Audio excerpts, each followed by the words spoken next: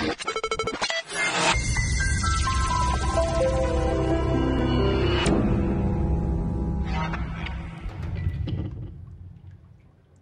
ready, Mr. Lockhart?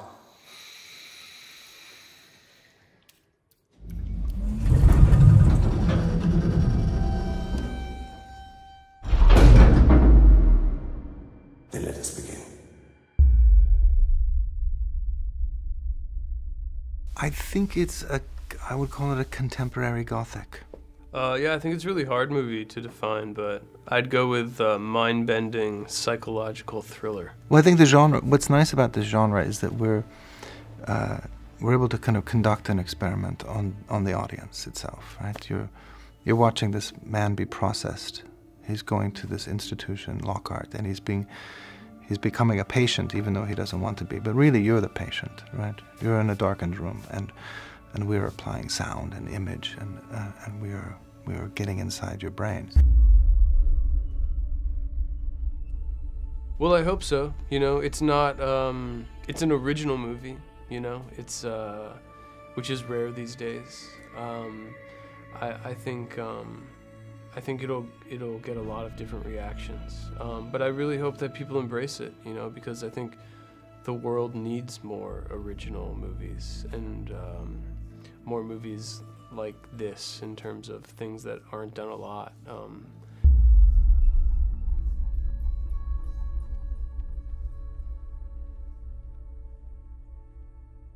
Well, I think certainly, I think Thomas Mann was dealing with this idea of sickness as a kind of, as a badge, as something that these people are holding on to before the outbreak of the war.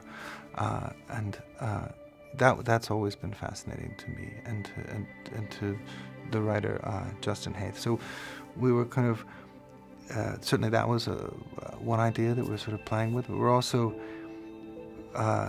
big fans of the films of the 70s, you know, when you feel like there's a hidden force, right? There's a sense of intention in those movies.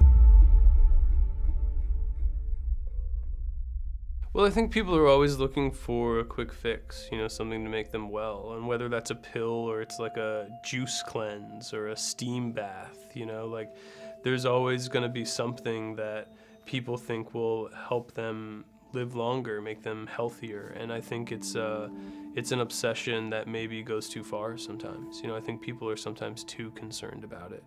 And I think, you know, a lot of people are almost like so healthy it's unhealthy. We also have doubts, right? I mean, we're making you watch a protagonist who is not essentially likable at the beginning of this movie. He's, you know, he's on the treadmill, you know. But I think we all, in some way or another, are like, we're born, we go to school, we work, and then we get prostate cancer. Like, what the fuck? Why, you know, what's it for? There's got to be something else, right? So I think just having that question, you know, if you leave the theater and somehow it spoke to your doubt. Well, yeah, I mean, why is the pharmaceutical industry so successful? Well, look, I think the first movie is going to be really special, and it's going to be pretty crazy and epic and awesome, and we need the world to embrace it. You know, that's what we want. We want to make another one, but we need the world to embrace the first one first and to want another one. I think Luke already has a script for a second movie. Like, Luke would love to make a second movie, but he's not going to do it unless, you know, the world wants it. You're trying to make me think I'm insane. What's happening to me? It's all part of the cure. There is no cure! Accept the diagnosis, then you will see.